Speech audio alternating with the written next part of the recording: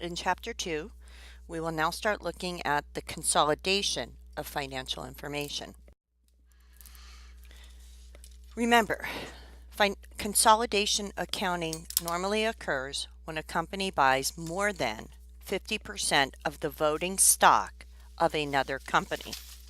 In Chapter 1, it was 20 to 50% we would utilize the equity method. Now we're switching gears and now talking about consolidation.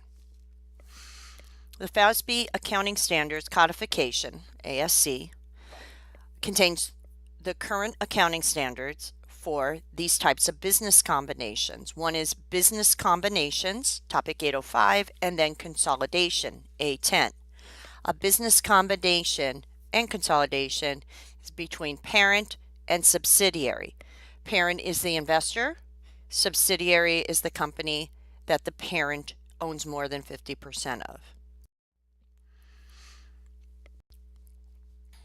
Now, under the 805 and A10, they provide guidance for what we call the acquisition method. The acquisition method embraces what we call fair value measurement for measuring and assessing business activity. Follow along in your book. So this is all in your book as well, right? When you do the reading, you see all this. So, why do companies combine? So our first learning objective is, what's the motives? Well, no two business combinations are exactly alike, so there's not one reason, but they share one or more of the following characteristics that potentially enhance profitability. So vertical integration. What we mean by that is one company maybe supplies another company vertically. Cost savings. Where they combine, there is an overall cost savings. Maybe quick entry for products into markets. Maybe they're able to combine and get their products out quicker. Economies of scale, it just makes business sense. More attractive financing opportunities. They're able to borrow money better. Diversification of business risk, so they don't have all their eggs in one basket when it comes to business. They're in maybe a couple different types of industries. Business expansion, they want to get bigger. Increasingly competitive environment. So as you can see, there's a lot of different reasons. Here's an example of some of the recent business combinations and how much it was for. And like for instance, the AT&T acquired DirecTV. That's probably in the last 2 or 3 years for $47.4 billion. Berkshire Hathaway purchased Precision Castparts. Visa, well, they bought Visa Europe, right? Facebook bought the WhatsApp. Marriott Hotels, they purchased Starwood Hotels International. FedEx purchased a company called TNT Express. So it's happening. It's always happening. The second learning objective, once we understand the why, then we can look at how do we recognize when consolidation of financial information into a single set of statements is necessary. So when do we have to do this? Well, and why do we do it? A company will consolidate financial information when 2 or more companies combine to create a single economic entity. Well, why do they do that? Consolidated financial statements. So just take a step back here. What we're saying here is when a company owns more than 50% of the other company, it controls it. So think of AT&T and DirecTV. If AT&T continue to just do their own financial statements and DirecTV just continue to do their own financial statements, it would look like they're really independent of one another, when in fact they're not. They're part of the same company overall. They maintain their separate legal existence, but they really are controlled by the same entity. So Consolidated financial statements or merging AT&T and DirecTV into one financial statement gives more meaningful information than separate ones. Those consolidated financial statements are more fairly presenting the activities of that big company, and they retain their legal identities as separate corporations. So when we see that word consolidated, hey, that's a separate company. It's just that the parent owns more than 50% of the subsidiary. To explain the process of preparing consolidated financial statements for a business, we address 3 issues. How is a business combination formed? What constitutes a controlling financial interest? And how is the consolidation process carried out? And it's really dependent on a couple of key factors. So, in Objective 3, we need to define the term business combination and differentiate across various forms of these business combinations. Just give me 1 second. Sorry, I'm texting. Okay. A business combination refers to a transaction or other event in which an acquirer, so that's the investor, obtains control of one or more other businesses. Is formed by a wide variety of transactions or events with various formats. Okay, so it could take a while for this to occur. It can differ widely in legal form. You'll see what we're talking about in a minute. It unites 2 or more enterprises into a single economic entity that requires consolidated financial statements. Now, some business combinations are called statutory merger, statutory law, legal. This is any business combination in which only one of the original companies continues to exist. The 2 major types of statutory mergers are a business combination in which one company obtains all the assets and liabilities of another company, and basically that company ceases to exist. That subsidiary, it's gone away. Or 2, a business combination in which one company obtains all the capital stock of another company, so 100%.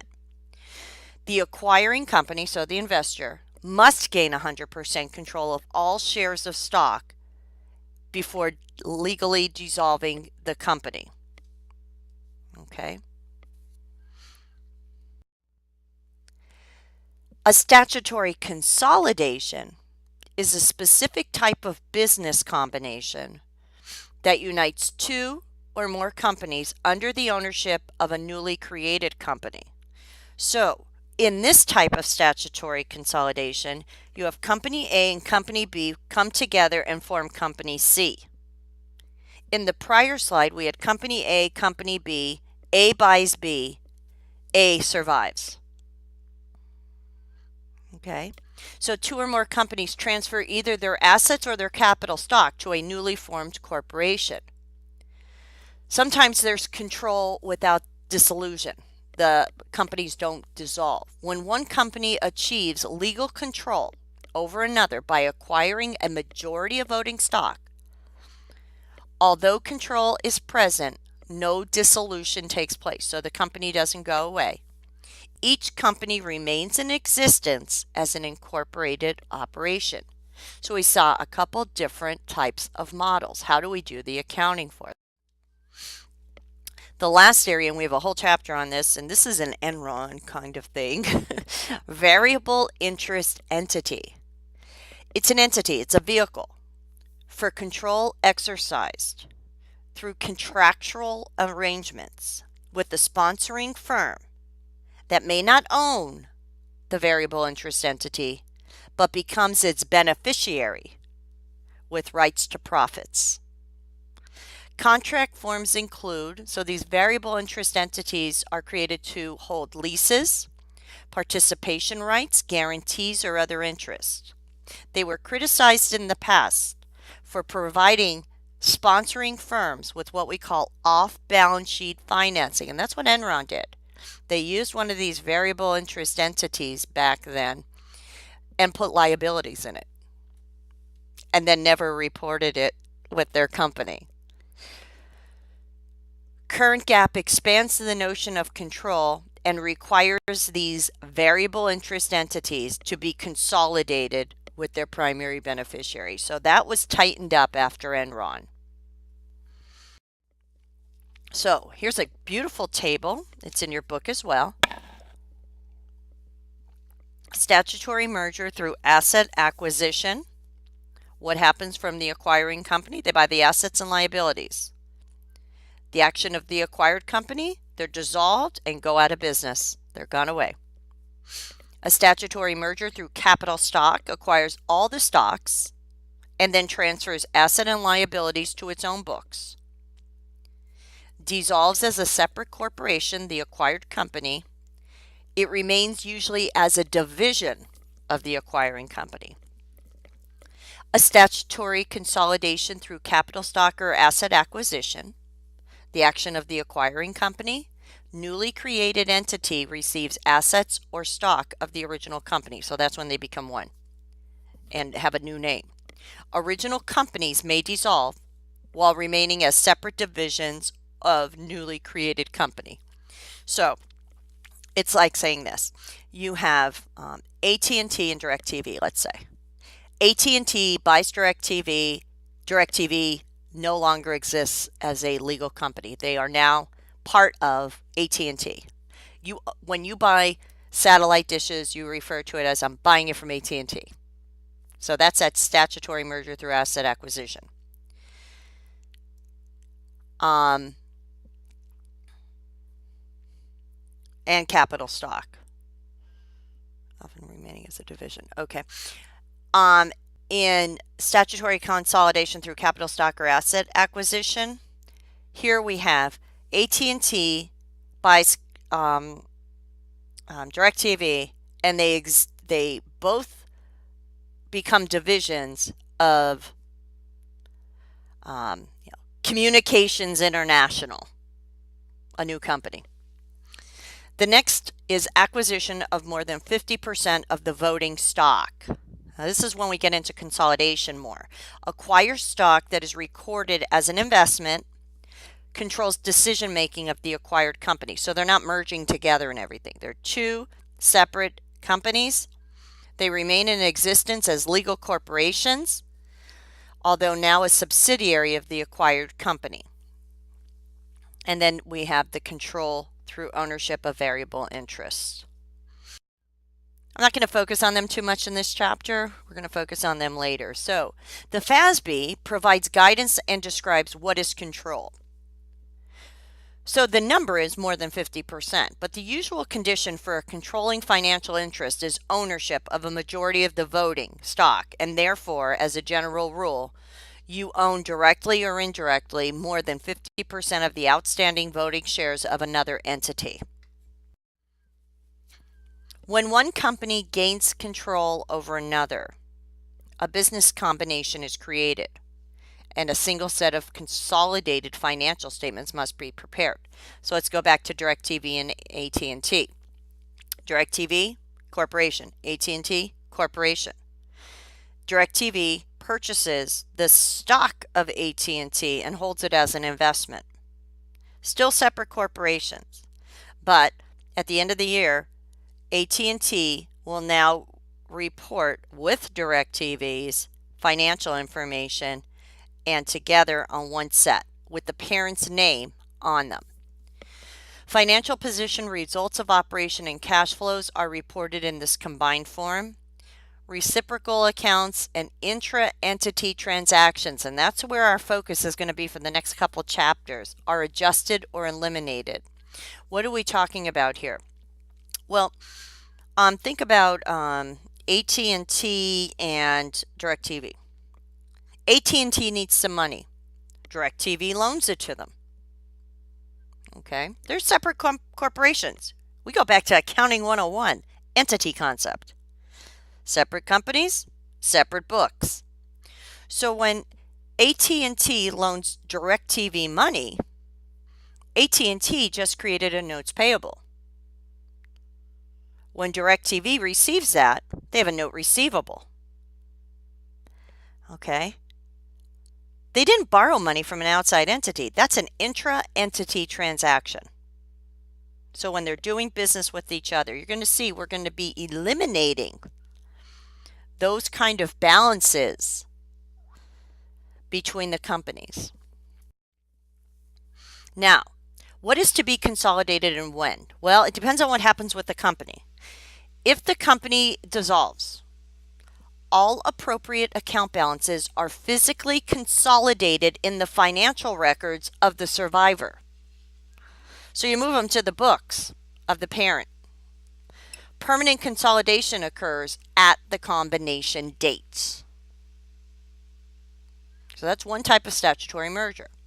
If separate incorporation is maintained, only the financial statement is consolidated at the end of the year. So they keep separate general ledger systems. And whenever they're going to create financial statements, what they do is they say, okay, AT&T and DirecTV. AT&T owns DirecTV. Okay, so AT&T spits out its adjusted trial balance off the computer. And then we have DirecTV.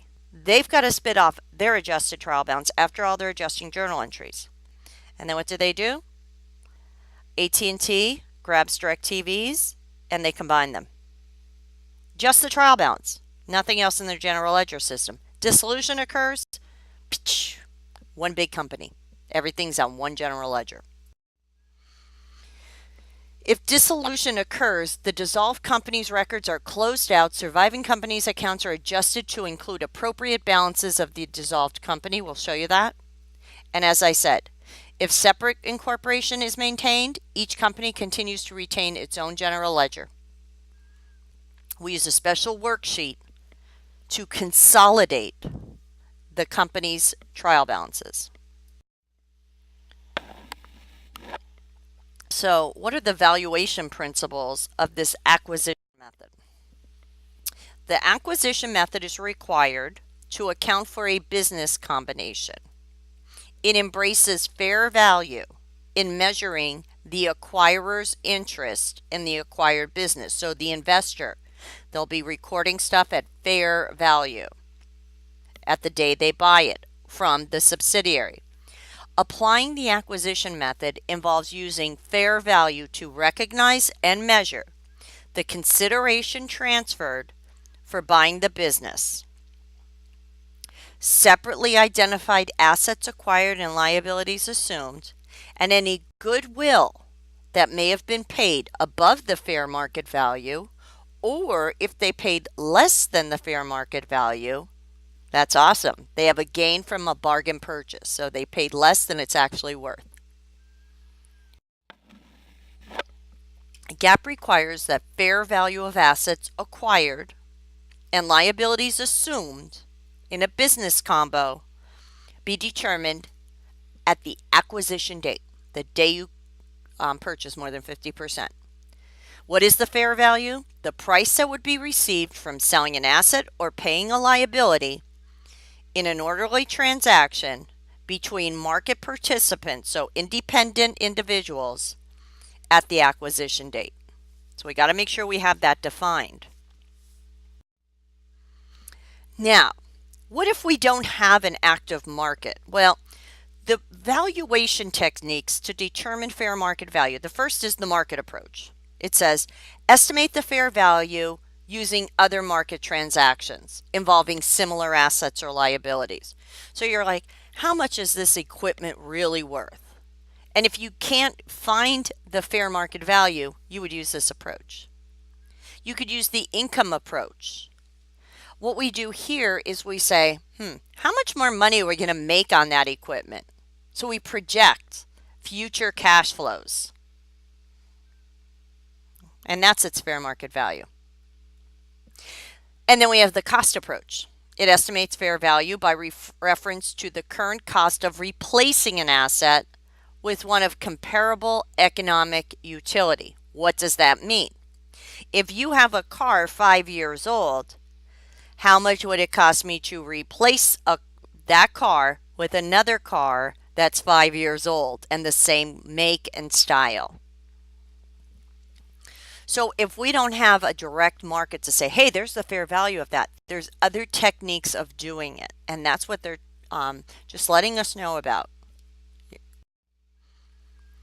Now, goodwill and gains on bargain purchases. Once we determine the fair market value of the net assets, assets minus liabilities, really the equity, did we pay more than the fair market value or less?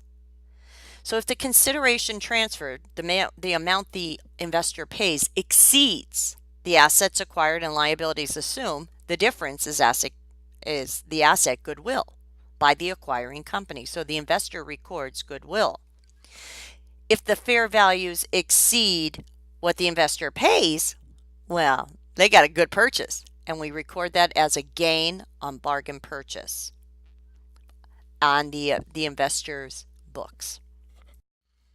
Now, let's determine the total fair value of the consideration transferred, so how much was paid, for an acquisition of more than 50% of a company, and allocate that fair value to specific subsidiary assets acquired, including goodwill and liabilities assumed, or to a gain on bargain purchase.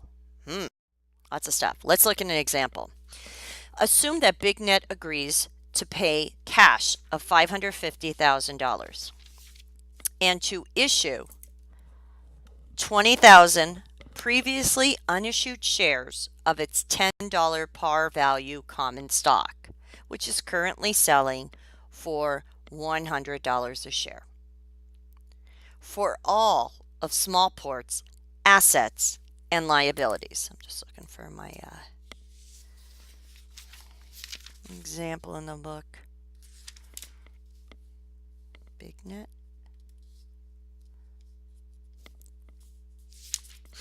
Just give me a second. I'm getting there. Okay. Following the acquisition, Smallport dissolves as a legal entity. So here's where you have BigNet is buying all the assets and liabilities. Smallport ceases to exist. They've been essentially merged in to BigNet. Well, how much did BigNet pay for that for Smallport? What were the fair value of the assets and less liabilities? Did BigNet pay more than the fair value for Smallport? These are all the questions we have to answer and determine. First, the $2,550,000 fair value of the consideration transferred by BigNet, so this is equals the collective fair value of Smallport's assets less liabilities. Now, how do we determine that $2,550,000? Before I go there, let's see. I don't have the question in front of me and I can't go back to that slide. Okay. They paid cash of $550,000 if you think back to that slide. And they issued, on top of giving cash to Smallport, they gave them 20,000 shares of stock that was not issued yet. We value that at its fair value, $100 a share, so $2 million. Legal and accounting distinctions divide business combinations into separate categories. Various procedures are used in this process according to the following sequence. 1, acquisition method when a dissolution takes place. That's what we were just talking about. And then we're going to look at the acquisition method when they're still separate companies. When an acquired firm's legal status is dissolved in a business combo, the continuing firm owns, so they're the new owner of the former firm's net assets. If they're still an active corporation, consolidation. So here's the information. This is also in your book. I am using a different edition. It's my page 50. So it's be somewhere around page 50 if you have a paper book. So BigNet company, there's all their information about them at December 31st. Here's Smallport. And then there's the fair market value of Smallport's assets. So that's where we get that there is a $2,550,000 balance or fair value for those assets.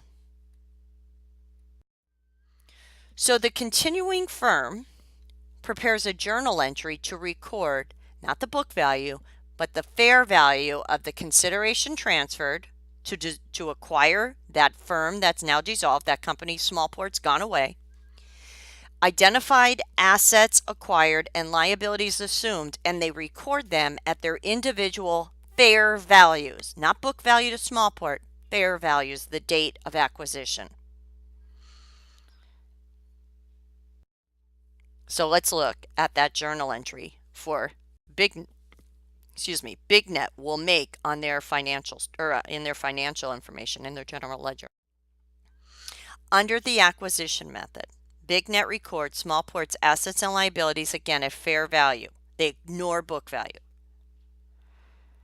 There's no revenue transferred from Smallport. There's no expenses, dividend, and equity accounts. So essentially, Smallport has to close out all those accounts before the acquisition. Okay.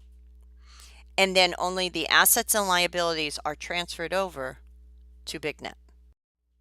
Here's your journal entry. If you refer to your page around 50, they'll debit current assets for $300,000. That's their fair value. They'll debit computers and equipment and use that as the basis of depreciation, $600,000. Fair value. They're going to debit software for $1.2 million, the fair value. Customer contracts are debited for $700,000, and then notes payable will be credited $250,000. Notice on BigNet they don't have current assets Smallport. No, they own those now. They are BigNet's. BigNet will then credit cash for the amount of cash they paid, and then they'll credit common stock for the 20,000 shares they sold, par value, and the other $90 of fair value will be credited to additional paid-in capital. Okay, so straightforward. They paid fair market value for the net assets. No goodwill, no bargain purchase. The other Smallport ceases to exist.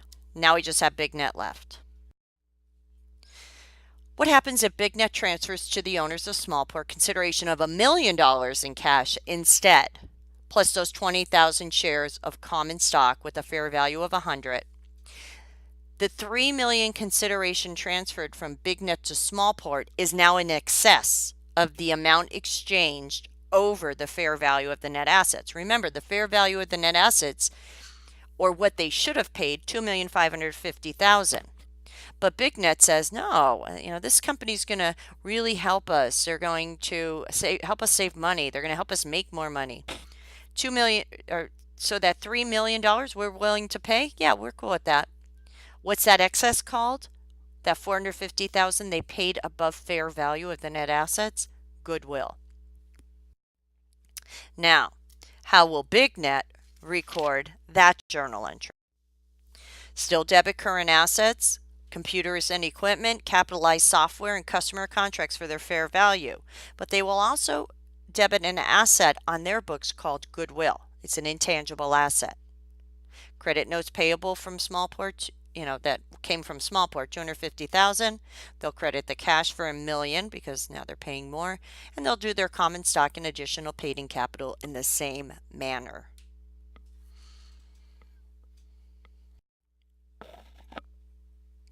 Now, there is an exception to the general rule of recording business acquisitions at fair value of the consideration transferred. It occurs in rare circumstances of a bargain purchase. So what happens? The fair value of the consideration transferred by the acquirer is actually less than the fair value of what they receive. So how do we record that? Well, now instead of giving $2 million or $2,550,000 or $3 million, the company says, we're going to give you $2 million. What are we going to give you? We're not going to give you any cash. We're going to give you 20,000 shares that have a fair market value of $100. Now, if you're saying, why would Smallport do that? Maybe they really need to just dissolve. They're on the road to, bankruptcy. And the owners are at the point that we just want to get out. So they're going to take a lower amount than the fair value of the assets. BigNet then records the assets at their fair market value. $300,000 for the current assets, refer back to your table where the fair market values are, back on page 50. Computers and equipment, 600,000 debit. Capitalized software, 1.2 million. These are all the fair market values. Customer contracts, notes payable. They're going to allocate the fair market value of the common stock they gave the same way. They can only put $10 per share because that's the par value in the common stock. The excess of 1.8 million is put in additional paid-in capital. And the difference, the 550,000, is credited to a gain on bargain purchase. It is a gain account on the income statement. It's a gain on a bargain purchase. Okay, so in those previous slides, we talked about the company, the parent purchases all the assets and liabilities of the subsidiary, dissolves the subsidiary, and now the parent records the assets and liabilities as their own, and we ignore where they came from because it's gone away. If we pay the same, you saw that journal entry, meaning if the amount of the selling price or what the investor pays for it, the parent pays for it, is the same as the fair value of the net assets, there's no goodwill or gain on bargain purchase. If they pay more than the fair value of the net assets, there's goodwill. If they pay less than the fair market value of the net assets, then there is a gain on bargain purchase. So in the next area, we're going to look at the journal entry to record the various related costs when we have a business combination, because there's more than just buying the stock. 3 additional categories of costs are incurred in business combination, regardless whether dissolution takes place or not. You always have the attorneys, the accountants, investment bankers, and other financial people engaged for combination-related services. Yeah, a company just doesn't go, I think we're going to buy all the other company. No, they have consultants in these various areas answering their questions and letting them know if it's a good deal or not. And they're charged for that. So these service fees are expensed in the period incurred. So as you pay them, you just expense them. And inquiring firms, so the investor firm, the parent, their internal costs, maybe they have to have secretarial and management time allocated to deciding whether to acquire the activity or not. These indirect costs are also just expensed as incurred. So we don't do anything special with them. We just record them as we normally would. Amounts incurred to register and issue securities in connection with a business combination simply reduce the otherwise determinable fair value of those securities. So we actually debit additional paid-in capital.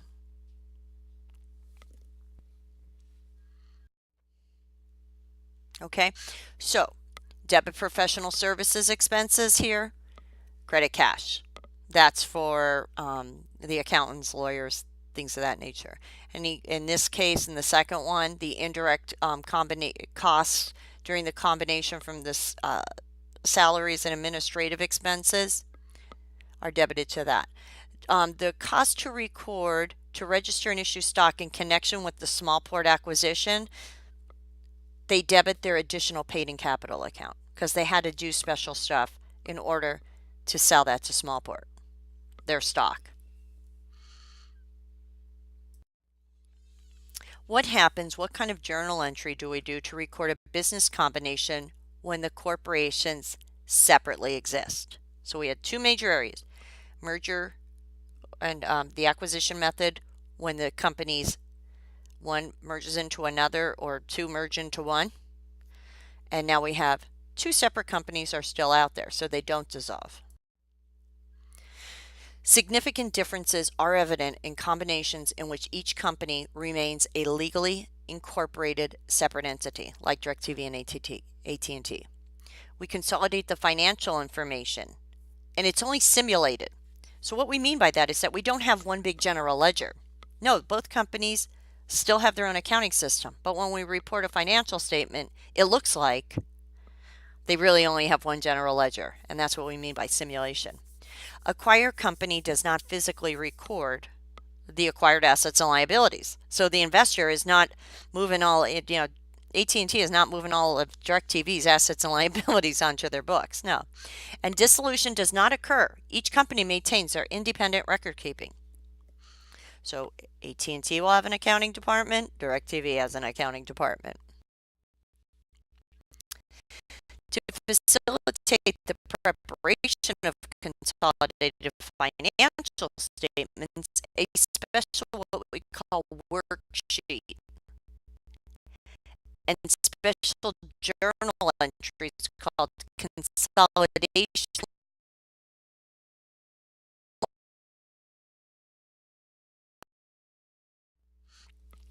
So let's go back to BigNet. They acquire Smallport on December 31st. They issued 26,000 shares of their $10 par common stock valued at $100 per share. BigNet pays fees of $40,000 to a third party for its assistance. BigNet promises to pay an additional $83,200 to the former owners if Smallport's earnings exceed $300,000 during the next annual period, with an expected present value of $20,000 for this contingent liability as shown below. What do we mean? Well, there we go. So when BigNet buys Smallport, they're giving them $2.6 million in securities. That's the fair value.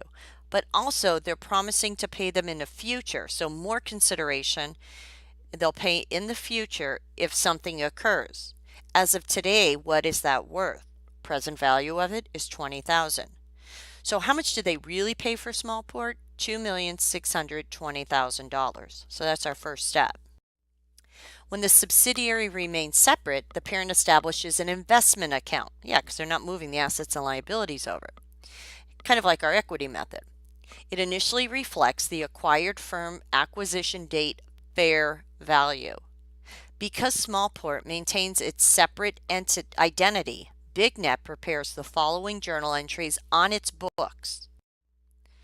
They'll debit investment in Smallport because that's how much they paid for it, $2,620,000. It's an asset on BigNet. They'll credit a liability account because they owe this money if BigNet reaches a certain level, right? Contingent performance liabilities, $20,000. Then common stock will be credited for the par value, 26,000 shares times $10. Remember, the market value is at 90, so 26,000 or at 100, so the other $90 times 26,000 give us a credit to additional paid-in capital of $2,340,000. The other item is in regards to those professional fees that were paid during this acquisition. And just to demonstrate, we debit professional services expense just like any other expense, credit cash for the $40,000. Now, the next area is what happens at the end of the year when the company, Smallport, who's been operating on its own over here on the side, and BigNet, keeping their separate accounting records, are ready to do financial statements. Well, we prepare a special worksheet to consolidate the two trial balances of the companies and into one business. Remember, this is in the absence of a dissolved corporation, so they're two separate, still functioning corporations. BigNet owns more than 50% of Smallport. Wow, there it is. And this is in your book too, if this thing's too big. and it's really busy here. So let's take a look. If you're like, where do they get these numbers from? Go back here. Where's that? Page 50.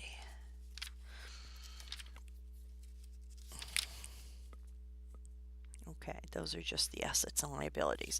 They actually just gave them to us. So we have to assume, okay, BigNet, they've been doing their journal entries, posting them to the general ledger. They did their adjusted journal entries for the end of the year, and this is their adjusted trial balance. These are BigNet's adjusted trial balance figures. Smallport, the same thing. They've been doing their revenues, expenses. Oh, I'm sorry. Let me back up. This is the date of acquisition. Don't want to go there yet. So as of the date of acquisition, we are only looking at Smallport I guess we're assuming there's no revenues and expenses at this point. So, as of the date of acquisition, these are the revenues and expenses for BigNet. Sorry about that. And these are the current assets and liabilities of and equity for BigNet. Same thing on Smallport side. Now, a couple things we want to point out to you. First of all, their current assets are $1,060,000. And you see the little asterisks there? They're just telling us, oh, they've updated the current assets for this acquisition. So cash was not affected here, but yes, it was. It went down $40,000 because of paying the professional services.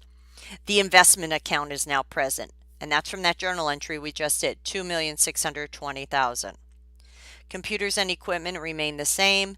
Capitalized software. I know where that's from. Yep. That is from over on page 50. Notice, BigNet is reporting what's on their books. Customer contracts, 0. Goodwill, 0. Notes payable, $300,000. Because there was no goodwill in this transaction. Contingent performance liability, that was recorded in this journal entry we just did. That now has a credit balance of 20. Our common stock went from a balance of $1,600,000 to $1,860,000. I'm getting the $1,600,000 from that original table back on my page 50. I just added in the other $260,000 we credited common stock when this purchase took place. The additional paid in capital increases by $2,340,000. Originally it was at 40, so that's where the $2,380,000 comes from. And then it looks like retained earnings begins at retained earnings after the acquisition is at $920,000, the day of the acquisition, I should say, because it was updated for net income and dividends. Okay, so that's where we stand. Smallport. The day that Smallport is purchased, there's $300,000 in current assets, $400,000 in computers and equipment. There's capitalized software of $100,000. Book value. And that's what you're bringing over because that's what's on their trial balance. So we grab BigNet's trial balance and Smallport's, put them next to each other. Okay, so those are all book value. Now, what happens as of the date of acquisition? Let's say you wanted to prepare a balance sheet. This is where we begin these elimination entries, and these are in your book. So step 1, and this is over on my page 56. Okay, step 1, we're going to determine, did we pay fair value? Yes, we did. Okay, why was there a difference between fair value and book value? Now you could go back and look. We know why there was. First of all, the computer equipment is worth $200,000 more than its book value. This is from page 50. The capitalized software is worth $1 million, $100,000 more. The customer contracts, there was no book value. Now they're worth $700,000. Okay, and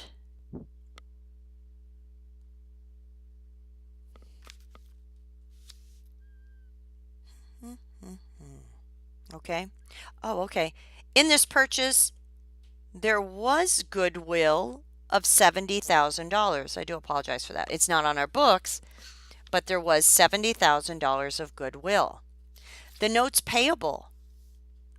The difference between the notes payable, book value on Smallport, and fair value is $50,000. So we have this little schedule, and we say, okay, the company's what we paid for is $2,620,000. Of that, there's book value of $600,000 for their net assets. So we need to account for $2,020,000. Well, the difference between book value and fair value for those various assets is only $1,950,000. So this company actually did buy, BigNet actually did buy Smallport with a goodwill of $70,000. It's not recorded anywhere within BigNet's books because BigNet just records it debit investment, just like we did under the equity method. Now, step 2 we just did. Step 3 says we have to do an elimination entry. What this means is there's stuff in the assets section when we combine the companies that's the same as maybe in the liabilities and equity. They're accounted for twice. Separately, they're accounted for once, but when you combine the two companies, they're actually on there twice. We eliminate those items, and the first thing we eliminate is the beginning subsidiary stockholders' equity. We call that consolidation entry S, and you could see it on here on the worksheet. What does this mean? We take out, by debiting Smallport's equity. So we have to debit their common stock $100,000. We're going to debit additional paid-in capital $20,000. We're going to debit their retained earnings because in a consolidation they don't need that. What do we credit? We're going to credit investment in Smallport company $600,000. That's how we remove the subsidiary's equity.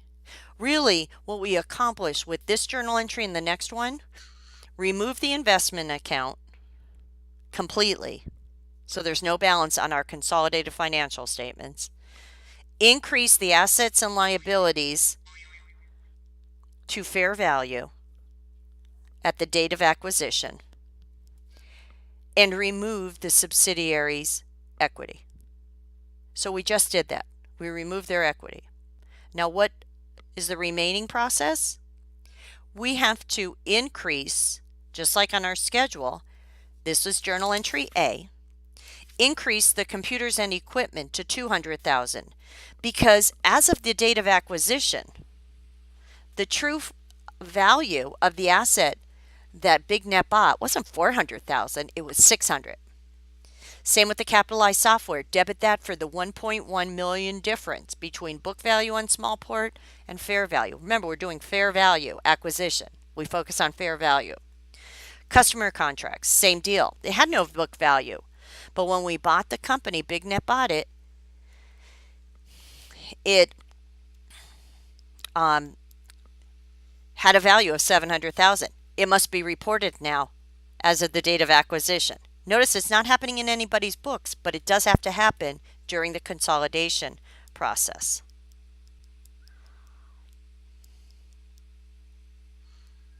Sorry, okay. What else has to happen? We credit notes payable, $50,000. Now, what do those all add up to be?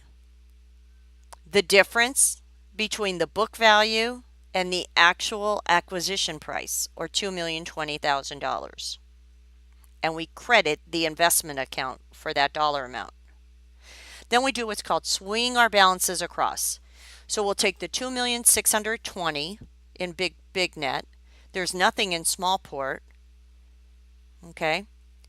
So that's a debit balance of $2,620,000. Well, we have two credits that equal $2,620,000. So the new balance, or consolidated balance, I should say, of the investment is zero. Computer equipment will take $1.3 million plus $400,000 plus $200,000. So the consolidated balance of the computers and equipment is 1.9. Same with the capitalized software. Customer contracts, 0, 0, but then 700. So that's the consolidated balance. All we're saying is that's how much will be on the consolidated financial statements for BigNet. So we do that with each one. Take a look at the common stock, 1,860,000 plus 100, but then we subtract 100. So what remains? Only the equity of BigNet. And you'll see that for each of the equity accounts. Absolutely. This is consolidation accounting. We're showing you this just at the date of acquisition. So if you did a balance sheet, these would be the amounts of assets, liabilities, and equity that would be reported for BigNet. So once again, prior to constructing a worksheet, the parent prepares a formal allocation of the acquisition date fair values, just like we did with the equity. And there it is one more time. What did we pay for it? What's the book value of what we paid for? What's the difference? What's the difference in book value and fair value for each asset and liability on Smallport? The total difference equals $1,950,000. So we paid $70,000 more for it, so there's goodwill. In this case, we don't have to record the goodwill because the companies still exist. However, we will use that when we're doing our consolidation entries. So then we get the acquisition date information and we put them side by side.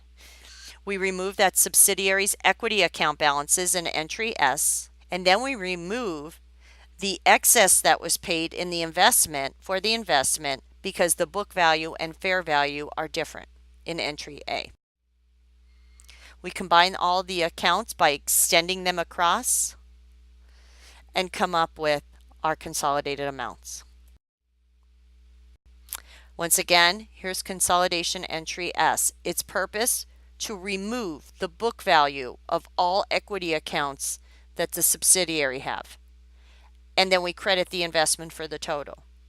Consolidation entry A is to increase all the assets and liabilities to fair value at acquisition of the subsidiary and eliminate the investment account for the total by crediting it.